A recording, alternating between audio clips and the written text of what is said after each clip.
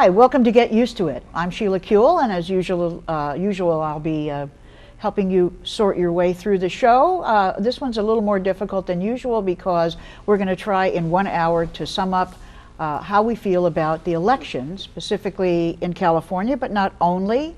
And I have three of the best minds in our community here. I'm really happy to have it, and I love joining them.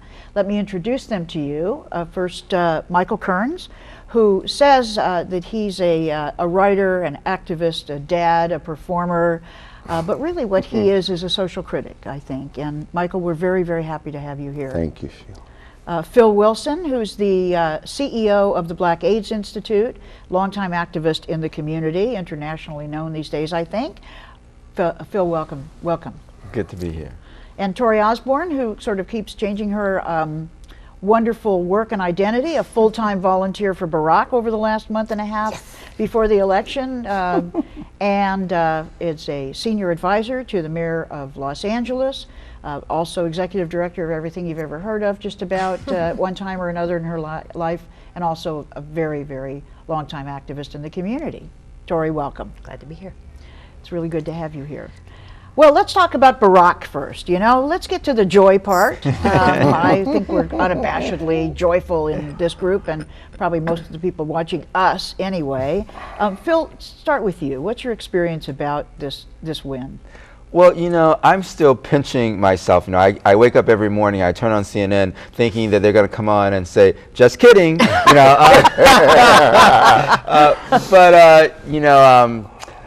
It's been amazing. I spent election night on 125th and in Harlem. And it was absolutely amazing. Torie and I were in Nevada for the 5 days prior to election, and I got up on Tuesday morning because I wanted to be in Harlem at 125th and Frederick Douglass when the returns came in. And it was an amazing experience. I mean, people talk about people dancing in the streets, and I've spent a considerable amount of time in other countries where people literally do dance in the streets. And when they declared that Barack Obama was going to be the next president of the United States, people literally were dancing in the streets, and my soul has been dancing ever since. This is one of those moments where a number of us have had them a number of times in our life, where there's the before and there's an after, and in some ways it's kind of like when Dorothy, when it goes from black and white to color, all of a sudden it's color. However you want to use the word color, by the way. Really. But it has been a remarkable experience, Well, talk about hope. I mean, it's amazing how it manifests itself so, not just physically and emotionally, but just so deeply in people. It's kind of like, now I can exhale because he is going to be sworn in as president. Torie, what was your experience? Oh man, well, I felt called by the campaign, so I dropped my life, my consulting and my writing life, and joined the Barack campaign full-time for the last 7 weeks or something like that. I was the deputy battleground state coordinator.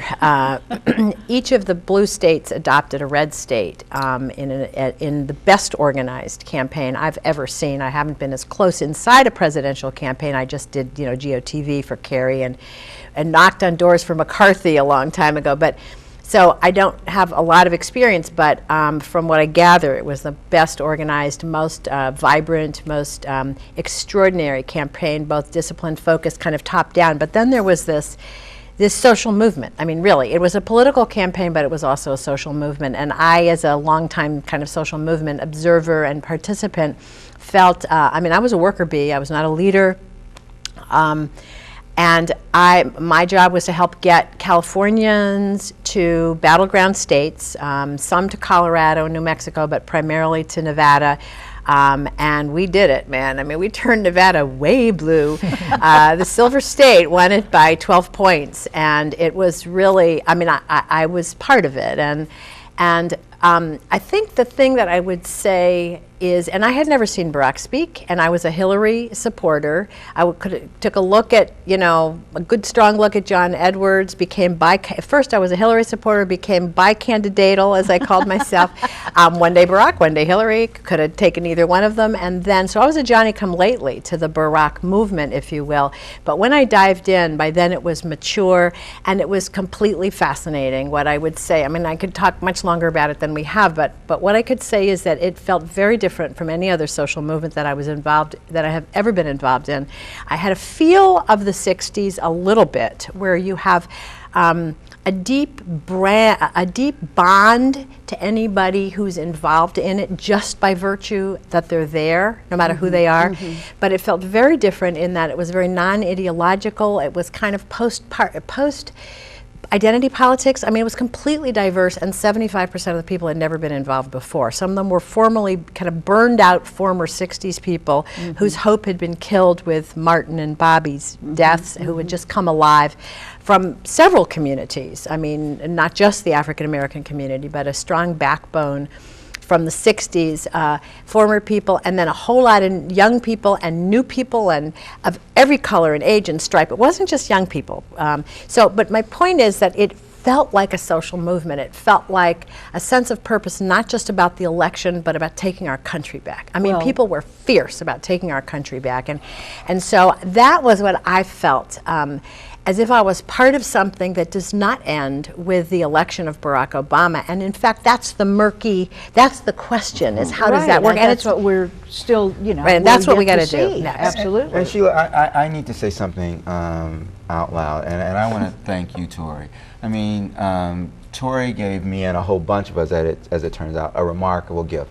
Torie organized a team Torie, and it speaks to the power of your leadership over time, that she sent out this email to a bunch of folks, who sent it out to a bunch of folks, who sent it out to a bunch of folks, and I don't know, between 30 and 50 or 60 of us. Many of us didn't know each other. Many of us didn't know Torie, and we went to Nevada together as a part of Team Torie.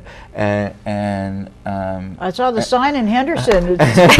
We heart Team Torie. It's like, we took on that dusty little weird town of Henderson and turned it blue. It really was one of the most important experiences of my life. And to have been a part of this campaign with you, I'm so grateful. Walking precincts with you was fabulous. Yeah. And I think that it is an aspect of this, in terms of people feeling it was a gift to do the work because of the love, as Torie said, between the people who were connected, and also just being part of something so amazingly not only historic but right, getting us on the right track.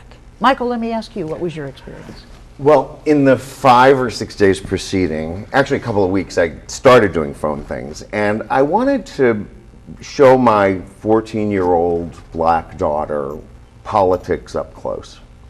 And so that's kind of precluded a trip, although I had it in my mind. So I thought, you know what, I'm going to be on this computer making calls, as many as I can during these 5 days. And whether she's acting like she's listening to me or not, she's listening to me. And occasionally she would say, why are you being so nice to those McCain people? And I'd say, that's part of it, Tia. But those lessons were huge. And I couldn't spend enough time. It was Nevada, Ohio, and eventually the last day it was Missouri, which was my hometown, and I was telling people polling places, and I knew those places, I knew those locations, and I was just in a fervored state like I never have been about any presidential election. And I think it has to do with a lot of things, but it has a lot to do with my child. So then the night of the election, we went to this one place in Echo Park, all really neighborhoody and sort of hippie-ish and bohemian and streety and grassrootsy. And we went to this place in Echo Park, and it was wild and all kinds of people. But then at a certain point, she couldn't stay because she's 14 years old and they were going to start serving alcohol and stuff. So she went home, but then I deliberately stayed in my hood, and I went to Akbar, and I was in Akbar, which is it's gay mixed, it's predominantly gay bar in the heart of Silver Lake. I mean, not unlike the heart that Phil speaks of in Harlem. This was in another heart of America, where there were all these, 80% gay boys and their friends, and they were playing this incredible music, and they were waiting for Barack's speech, and they were playing "Oh Happy Day," and they were, it was unbelievable. And these gay men were crying and holding each other. And then they'd play the speech, and then they played Young, Gifted, and Black, Aretha. And people are screaming and holding each other, and you see tears and tears. And then this just went on, they'd break in. They were very clever, of course. They're gay boys. They're very clever about what choices in the music they'd make at the moment when Michelle came out and body. So it was all sort of, but it was very improvised. But it was quite something for me. Quite something.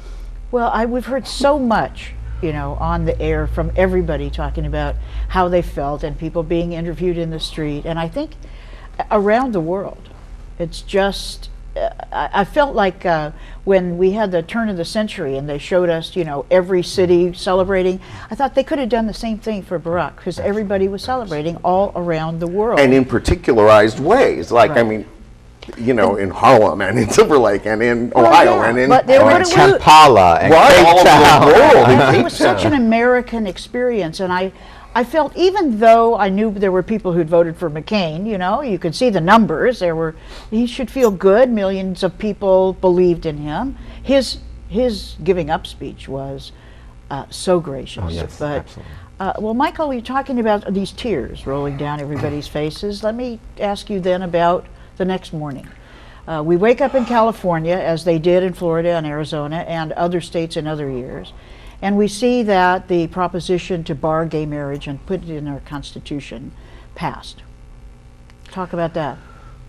Well, the phone rings and the emails start pouring in, and I sense, I don't think this is a facile comparison. I feel the same outrage that I did around HIV and AIDS, and I sense that that's what's going on, and that's what's going on with my students, many of whom are in their 20s and 30s, who are calling me and in tears, and I'm going to protest, and I'm going to do this, and I'm going to do that, and I'm kind of listening. I didn't go the first night, and I felt bad about not going out into the streets. Again, I want to be out there in the streets, and I want to feel what's going on and get to know it all over again, and sort of replenish my activist self.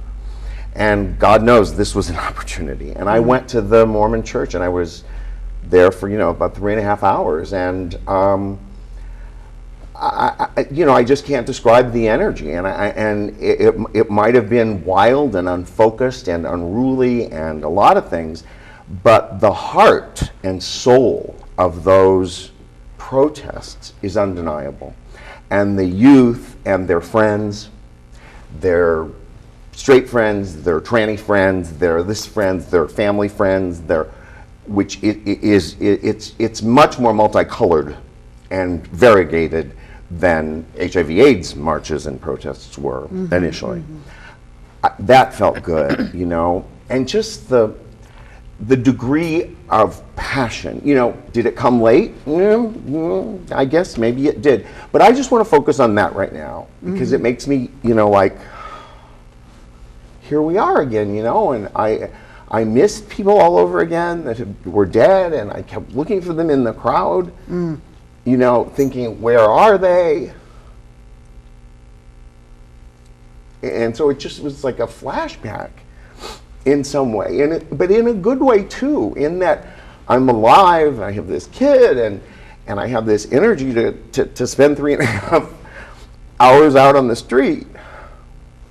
Well, I'm glad you did, Michael. I told you I'd probably cry. Well, I've been weeping for 3 days. Me too. My friends can't even believe it. I've never been married. I don't have a partner I would have married. It's kind of looking at me like, why are you weeping? And it's really about our community, again, sort of getting gut checked, by, I guess in a way, by we don't know who. There's such mythology kind of about why this happened. Phil, you're sitting next to him on the couch, so you're going to be next. But let's talk as much as we can about this I think there are a number of things, and I'm going to go back to the joy.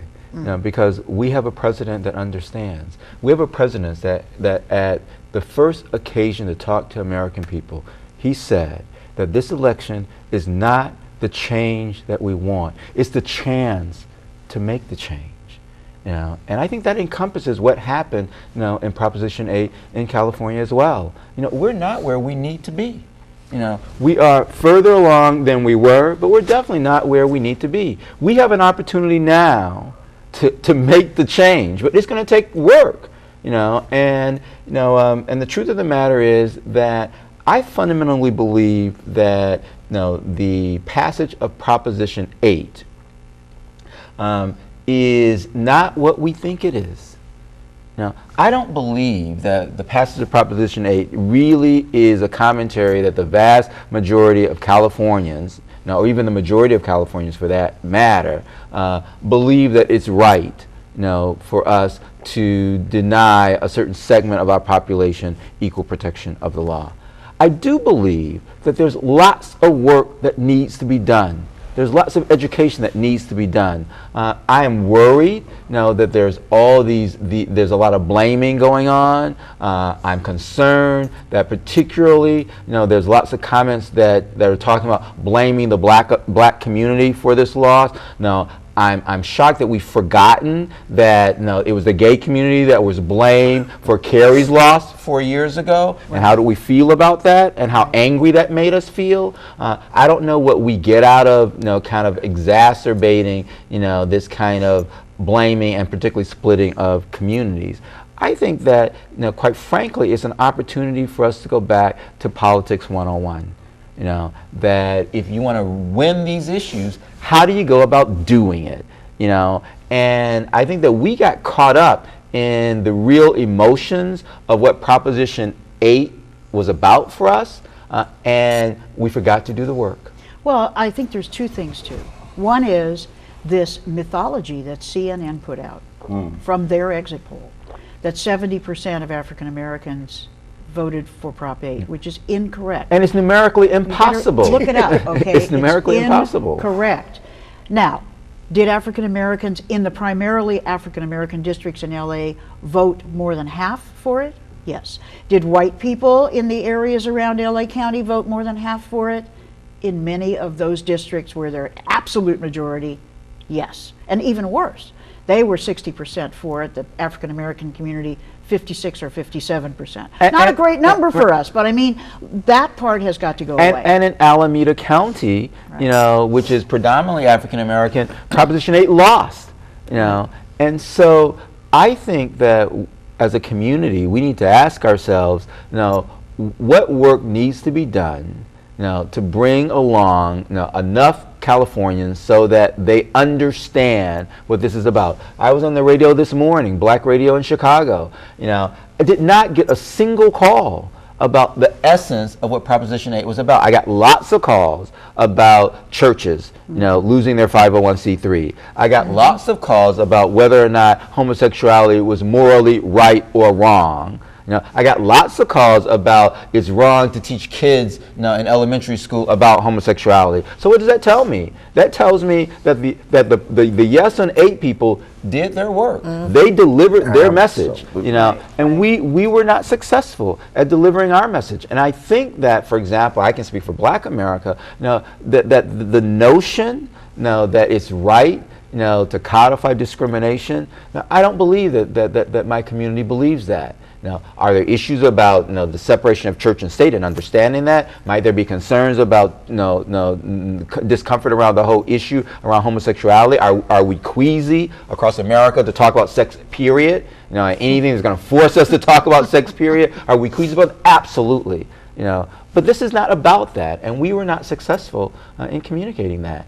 And I think that we have an opportunity to do that work. I agree. Well, Torie, you were talking, I don't know if you want to start with this, but you were talking about the Asian Pacific, Pacific Islander community and how, work that's been done there. Well, I think it is appropriate that we have a community organizer as a president who has actually community organized America and has lifted up the idea of organizing, community organizing, and because that's what we haven't done in many communities. The faith-based community, I mean, you can slice it demographically, you can slice it in terms of sectors.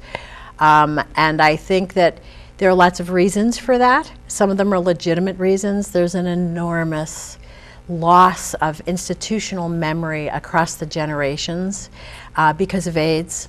When I think about the people who I know would have been doing, right now during the protests, civil disobedience training, would have been insisting on certain strategies and tactics that did not happen, many of them are gone.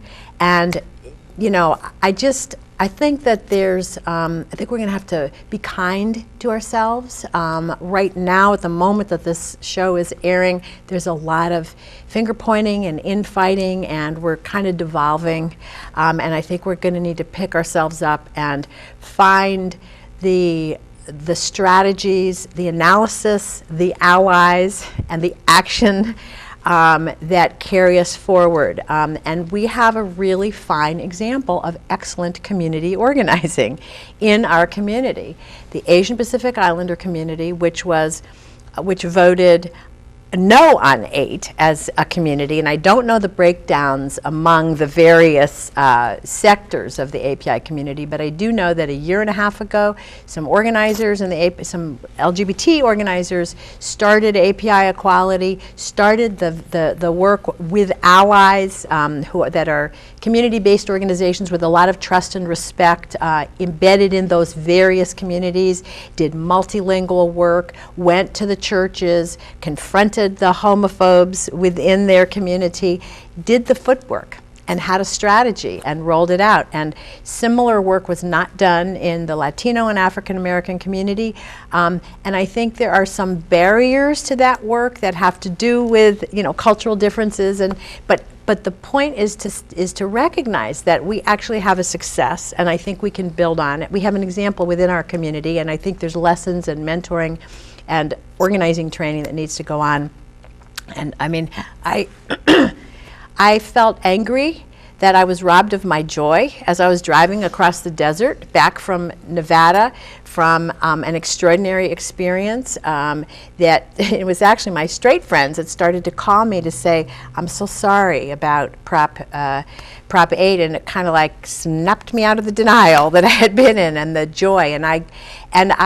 But I really think that this is about a moment of learning, as these things always are. When I think about what the riots, the civil unrest did in '92 and what has come out of that, the beautiful multi-ethnic racial and economic justice organizing in Los Angeles that has come out of humbly confronting the mistakes that we, meaning progressive community, made and saying we're going to do it differently. In that case, it was, you know, building coalitions instead of long-term institution building within communities. So that was the lesson of '92 that's been made up for. What are the lessons? We are in a time now where we need to say, what are the lessons? We need to be brutally honest about what worked and what didn't work in the campaign, and we need to forge, in my view, I mean, a cross-generation conversation. One of the most exciting things about looking at the protest, and talking to the people who I've been talking to is how many young new activists they are. And some of them have been working on the Barack campaign. They've been kind of splitting their time between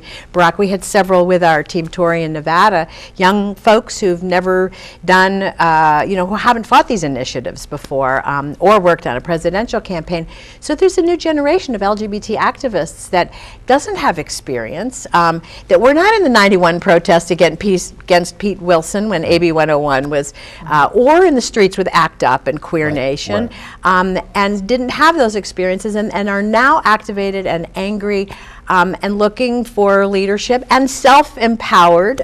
So I think it's an opportunity. I think, you know, I don't want to take anybody's feelings away from them, but I do think we have to step back. There are probably people watching this and yelling at us, right? You know, going, why are you making excuses for all of them and all the things that they wish we were saying? And let me just tell you, we would probably say them too. We're just trying to find our way to kind of a rational and emotional kind of thing, but let's keep going. Well, one of the things that I guess I've learned in fighting AIDS is that there are moments for grieving and anger and rage, but they have to be much, much smaller in the amount of energy to the amount of energy we devote to winning. You know, and I think that this is one of those examples that, you know, we have to get in touch with how we're feeling, absolutely, the sadness and the rage, and then we have to figure out how to win. Don't mourn, organize. That's right, that's right. We have to figure out how to win.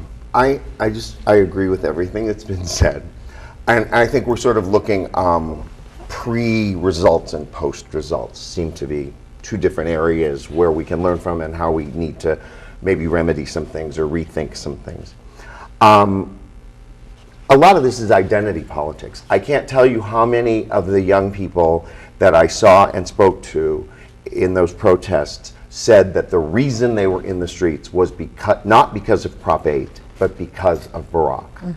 The reason they hit the streets, that was their primary motivation, and their impetus was to hit those streets because on the one hand, there was this beautiful equality happening in America, and on the other, they felt shortchanged. Let's also realize that we're of a certain age. These kids do not have our maturity. They have not lived through HIV/AIDS. Some of these kids wrote me, I could read them to you, the things that said when they heard, I got 2 emails from 2 different kids, one black, one white, one in his 20s, one in his 30s, both virtually saying the same thing. When I heard this morning that Prop 8 passed, I was once again a sissy being yelled at on the playground. That's where they go. They're not going to go into a planning meeting with that energy. Right. They're going to hit the fucking the darn streets. Don't fine our the FCC. Oh my God, I get in trouble with the FCC before. This won't be the first time. I'm sorry, FCC, I love you. They're going to hit the streets, pounding, raging, screaming, yelling, crying, and behaving badly. And God love them. Or I was very happy to see the demonstrations. I was very happy to see the marches. I don't know that anybody knows where they go, but I frankly, unless it's a march on Washington, which is very organized with speakers, I don't know that we ever knew where we were going when we went in the streets. We've had some we very need good to find chats, out. you I know. agree with that. We need to harness all that anger and energy and self-righteousness and whatever all those emotions are. We need to harness those young activists, as Torie says, that have been birthed from the Obama Well, I don't think victory there's a and the Prop 8 structure defeat. yet.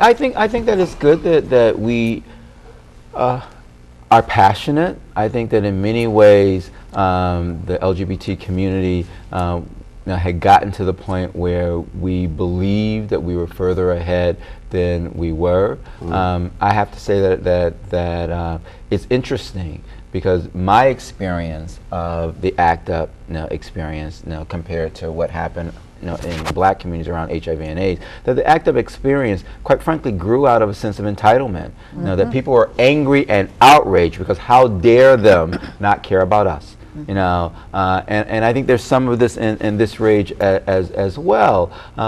But I think that while it's important for people to have this passion, I think it's also important to do the work so that they're not the sissy being beat up in the schoolyard again. Absolutely. That we don't repeat that. And part of the way you don't repeat that is by saying, okay, what structural changes have to be made so that there's not yet another generation that ends up being the sissy being beat up. And so that's why at some point, we have to figure out a way to say, what went wrong, what haven't we done, how do we do the work? I fundamentally believe that people cannot love us if they don't know us, and that you can only kind of do these things to folks when you don't know them. And so there's clearly are folks in the state of California who don't know us. And some of that is through racial lines, and some of that is around the racial divisions and challenges that we have inside our community, and some of the racial challenges that we have from our community and other communities. But we have to at some point get back together and say, okay, how are we going to win? What are the fundamental steps in which you do the work so that because this isn't over, and so the next time it comes up, that we will have done the work to have won. And we have that experience. None of our victories have happened without that kind of work. You know, every victory we have happened because we've sat down and we've done the homework to bring about the change.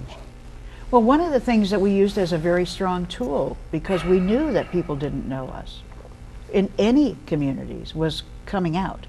And two people, may their souls rest in peace, who have passed on along with the rest we're talking about, Rob Eichberg and Jean O'Leary, working on National Coming Out Day, which, you know, was a brilliant concept, because all it was we're not going to tell you, you don't have to report back to us, kind of like Barack's campaign, where, you know, take 10 names and call them and that's fine. It just said, come out wherever you are. Come out wherever you are, just like the kids' game. And I think Torie said a very, if I may, very smart thing to me the other day, which was, whenever people in the black or brown community say, you know, it's not as easy for us to come out. In the white community, we always say, oh, there, dear, we understand. That's just fine. Maybe we ought to find a way to be more supportive. We can't tell people to come out any more than we could in any community. If it's dangerous, you know, but we all lost our families, or half of us did, from coming out. Maybe we need to create a notion of a safer, that's just one thing, a better campaign, we'll talk about that, but maybe a safer way so that people know us. I'm not mistaking what you said to me, Torie. No, I think that coming out is still that visibility is still the fundamental precondition for our freedom. And but I actually, I mean, I guess I have so many thoughts. You know, one of my friends, I have two things that I want to emphasize. The allies. This is totally different than it's ever been before. And this is a huge advancement for our community. The number of straight people who have called or emailed, my Barack friends, the people who I met, I mean, I guess some of them are gay. We didn't really ever talk about it, but the number of phone calls and emails that I've gotten when I went to the Barack party on Thursday night, driving for 2 hours because of the traffic at the Mormon Church from the west side to Silver Lake, and every single one of my Barack buddies who were working on, primarily what we were doing as a team was doing Latino and African American outreach to Nevada. And the team was black and brown and Asian and me and one other white chick. And every single one of them, when the minute they saw me, said first, I'm so sorry about Prop 8. And my experience has been complete solidarity from every straight person without my saying anything. In fact, I was trying to pass as joyful that night. And so, and I think that we have not leveraged our allies sufficiently. When Gary Stewart, when a friend does a house party and 55 people are there, and they're straight people, and 46 of 55 people, including myself, so 46 of 54 people sign up for volunteer phone banking on No on 8. They'd never been asked before. And I feel as if the lesson is we're you know, there are many, many lessons, but that there is a readiness to leverage. And I'll tell you something else. Aside from those women, and mostly women, not exclusively, people of color who all made a point to express solidarity with me on the 8 at the peak of Obama joy. The other thing that happened was I walked into a circle of women, happened to be women of color, who were saying one after another that it was the Barack's victory was the first time that they felt part of America. And I was honored to be part of the friendship circle, and so I could witness a conversation that normally I might not witness. And it was, you know, kind of shadows of what Michelle Obama had said. It was interesting.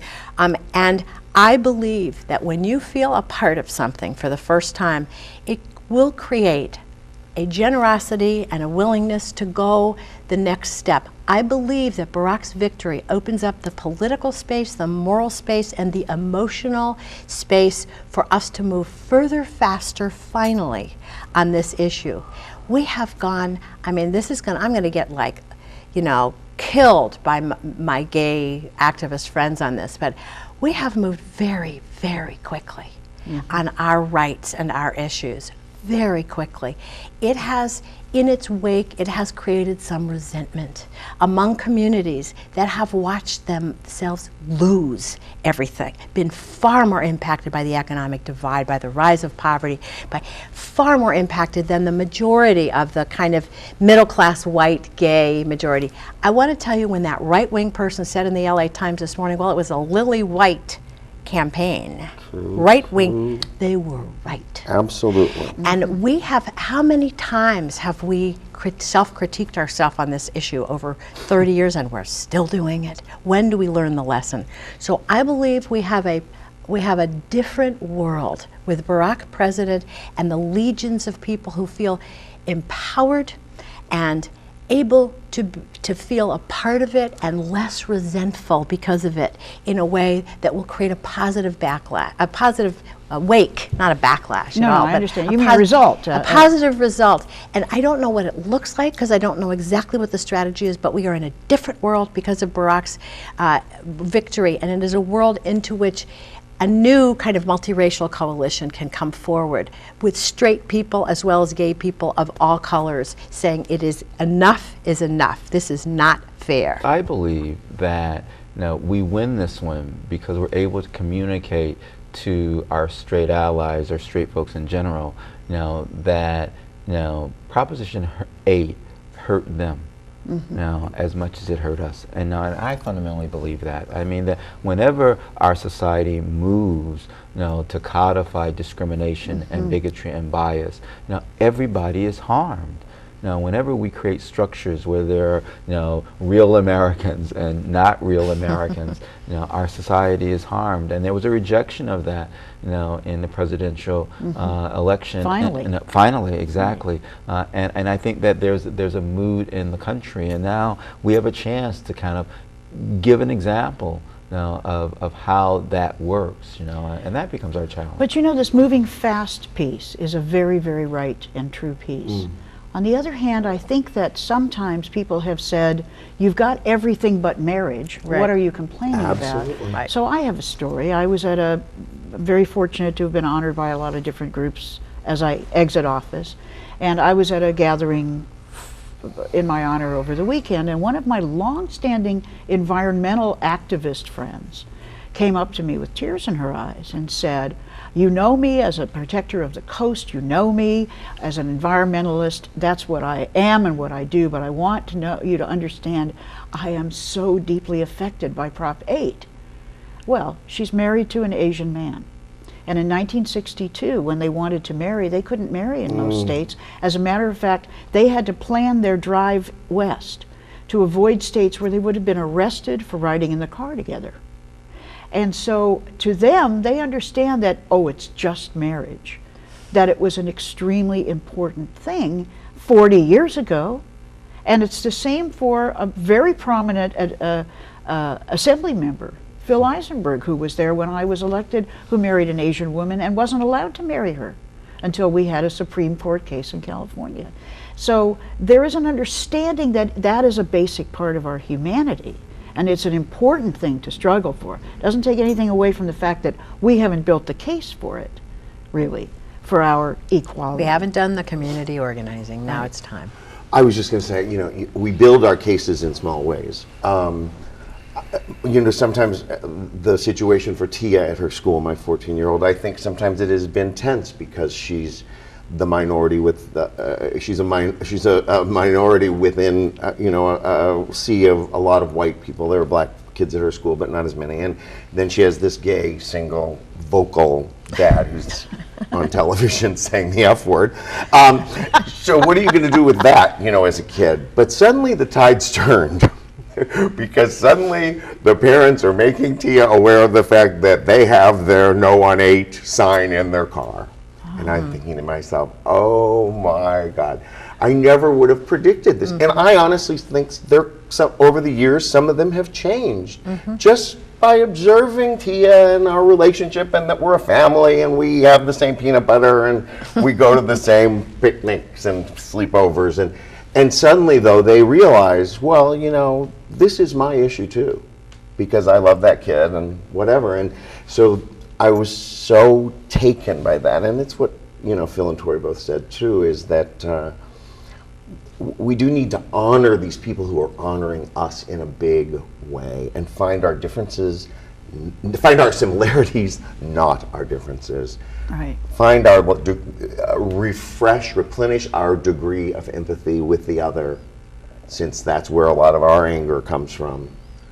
The sissy and all those things. And I also agree with Phil. We've got to change that paradigm. We don't want any kid to ever be called a sissy in school. Well, and I think also the notion of generosity when you are no longer as oppressed, when you are no longer feeling so self-protective because frankly they don't understand. And we haven't in the gay community. It's impossible to really understand racism. If you haven't experienced racism, you can see it. Just like our straight friends are saying to us, I'm so sorry about this. They know it must feel like such a rejection, but it's about as far as you can get, except to be an ally. And we became allies, in the white community on the civil rights movement early on, little foot soldiers, and tried to understand. I was in Birmingham in '63 totally by accident. And it changed my life because it was like, oh my God, look what's going on in the world. I was 22, but it was a good point for me. Lesbian and gay male community became more allied. Talk to each other. Well, that's true though. I mean, even within communities, there's been acrimony, and now some of that's in the process of healing. But I think that one of the things that has happened now over the last decade is that we have not been as good neighbors, progressive neighbors, as we have been in the past. Now, I think that we were better allies to other communities when, for example, AIDS was front and center. And now that we're not going to die like we thought we were, I don't think that we've been as strong allies to other issues. I think that there are communities who feel like we are demanding dessert when they can't even get in the restaurant. And we need to be careful about that. We need to even be careful about the fact, it's the fact that the current wave of protesting is targeting churches, and that in and of itself is creating a backlash. And we just need to be aware. Absolutely. As long as you're aware of it and that you can accept responsibility for your actions. I don't think that I don't think that everybody in the LGBT community is aware of how precious religious institutions are in some minority communities. And I think as long as they're aware that when you go to the Catholic Church or even the Mormon Church, the African American minister who I spoke to yesterday to seek some counsel on this said to me, even with its history of racism, the Mormon Church, many African American ministers are going to feel solidarity with the Mormon Church over solidarity on civil rights issues with the white gay community. Because what we're doing is, quite frankly, when we're going to those churches, we're actually actualizing their commercials.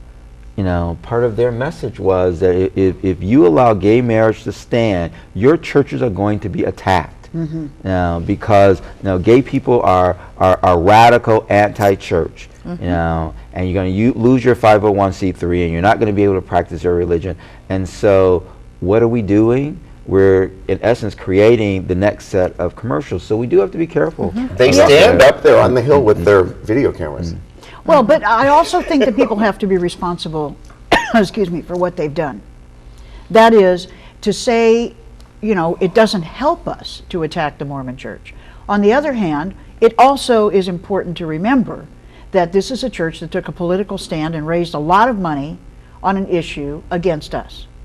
It doesn't help us to hate them, but I love a little movement over on the side about tax deductions and all that kind of stuff, because it's not about gay people and tax deductions. When they're telling people who to vote for president, and not just the Mormons, other churches, not the black churches necessarily, didn't have to tell anybody who to vote for president in a way, but still, it is, I think there are ways to do it. You know how they say, don't get mad, get even. Also, let's keep in mind that the en masse, whatever night that was, On Sunday morning, the gay and lesbian, largely community and their allies, went with duct tape across their mouths and flowers. So there was growth between Thursday and Sunday. There was an Tell us acknowledgement more about that. I of- don't know about that. That's what happened on Sunday morning. There was another protest. It wasn't as large, but there was another organized protest Went to where? to the back to the Mormon church. Returned duct taped and with flowers. It was I a don't think people silent even know that. protest. Well, it's not as it's not as sexy. Right. It's not a war. It's not a war. With duct tape on their mouths and sprinkled flowers. So there was this one thing on Thursday and this other thing on Sunday. So there was growth between Thursday and Sunday, and some acknowledgement of we were not naughty. And now and people said to me, what are the flowers for? I said, well, you don't normally give flowers to somebody you hate. You give flowers as a peace offering or as a love offering or as a mea culpa. I'll tell So you, something happened between. I don't want to And use... and this Saturday they're going to City Hall. So it's the So changing of it. we're evolving. And I will say the thing that's really positive to me, and I even see a generational evolution here, is that the young people who are the backbone of a lot of these protests are reaching out, are calling myself, others, and and looking for some guidance, some leadership, some training, some mentoring, and really saying, don't know what we're doing. We've never done this before. What would you do? And I'm not so sure that when we were first doing it, we were doing that. I do remember that at the founding meeting of ACT UP, that Larry Kramer brought a veteran of the civil rights movement to train ACT UP from the get-go, imprinted in the DNA in nonviolent civil disobedience techniques. And I think we need to do something like that for Absolutely. every generation As of activists. soon as possible. Right. I don't want to use the F word on television either, but it would describe how I've felt ever since the election. I've been totally screwed up. I'm up high 1 minute, down crying another minute. I'm really angry at somebody 1 minute, and then I feel guilty about being angry at them because it wasn't really their fault. I'll be angry at this. I feel like a pinball kind of that's been let loose in a machine, and I've heard this from other people too. I don't think we have the structures yet, or have them anymore in the community to do the kinds of things we've been talking about. One of the things that I think is true, remember we were talking about the Barack campaign as a social movement, if in fact that's true, it's going to be a huge release of energy. These 4 million volunteers, these 3 million donors, there is a newly awakened giant of civic activism. And I think what we have the opportunity to do in the LGBT community is to take the piece of that wave that comes our way, and we're seeing it already in these protests, and make something of it. And it's going to blow up existing structures. It's going to, existing institutions and organizations are going to have to retool or open up or somehow let in the new ideas and the new people and the new fresh energy. Nothing is going to be the same in 5 years. And I think there'll be a kind of a shakeout. Leaders will change, new leaders will come in.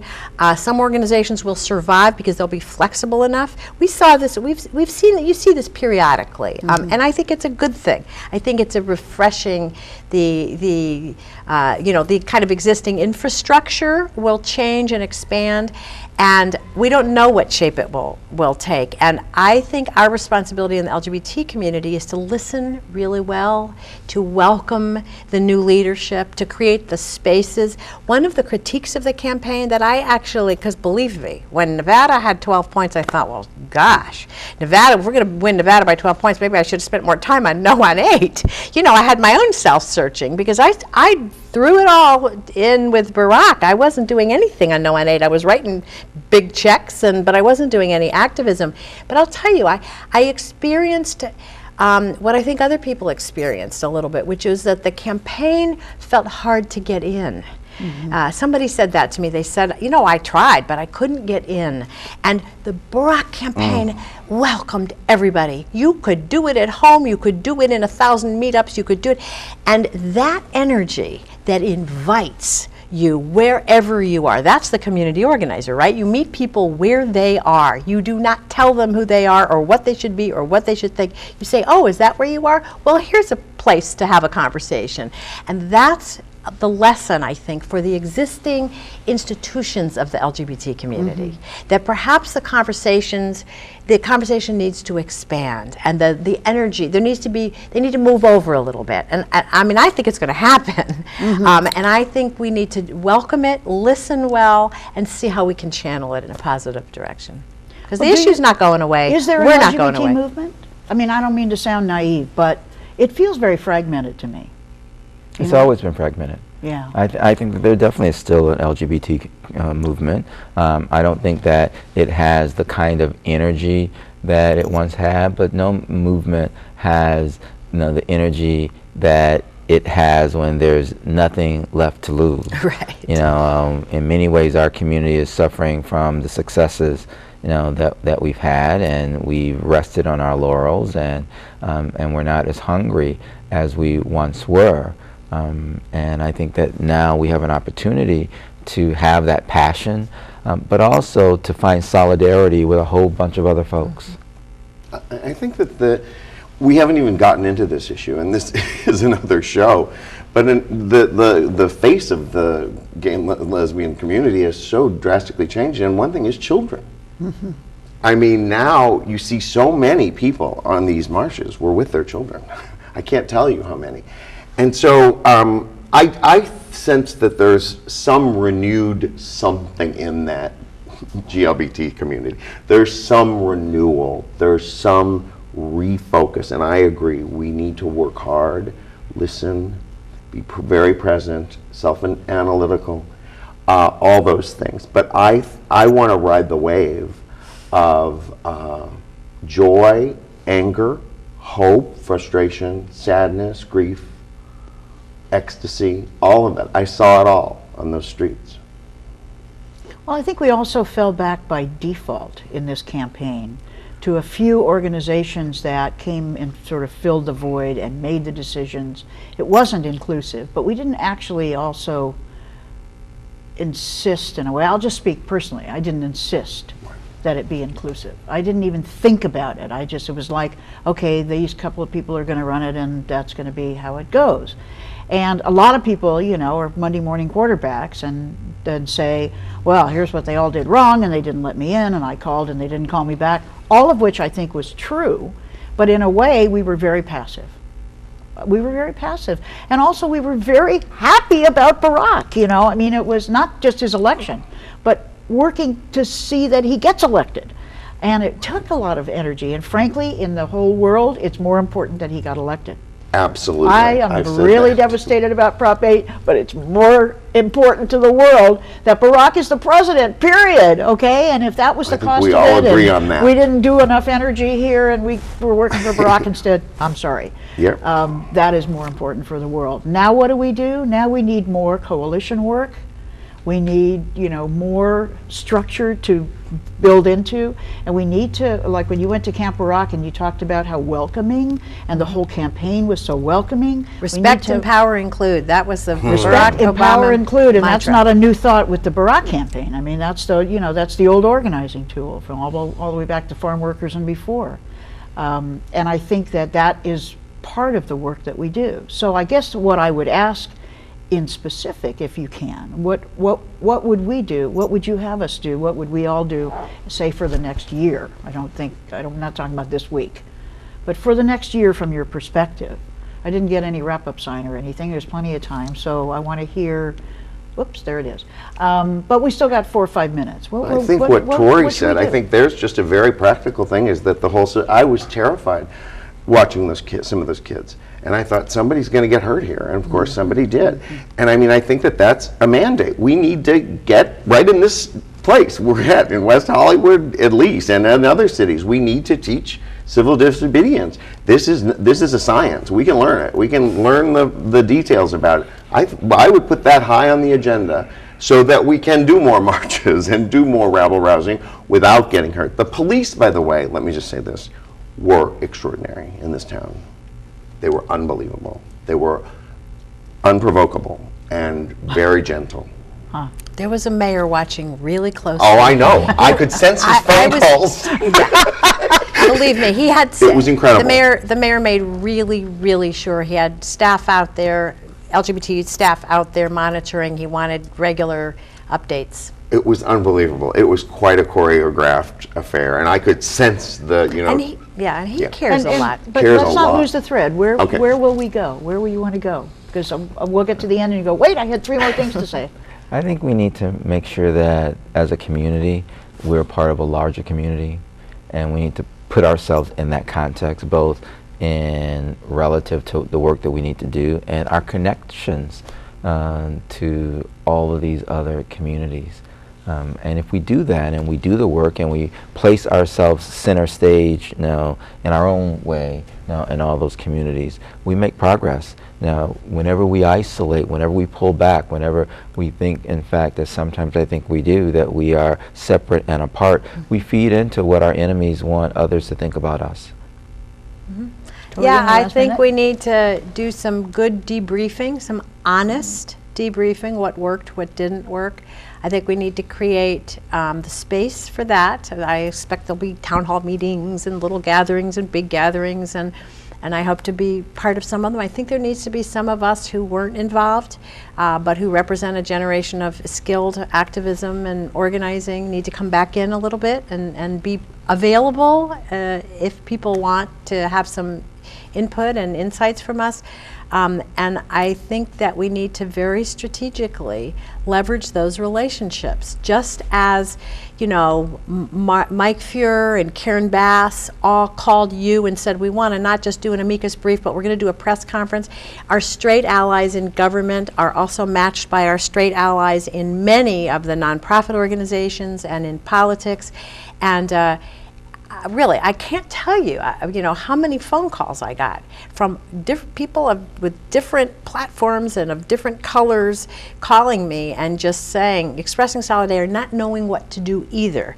And I think if we just humbly embrace the challenge and leverage our relationships and don't be afraid to ask for whatever it is, because we don't yet know what the legal challenge is going to be, but whether it's on the legal.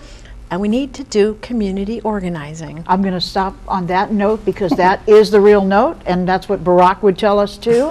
I thank the 3 of you very much. I thank you for being with us. And remember, you've got to feel the feelings, whatever they are, but then you've got to move with it. Get used to it.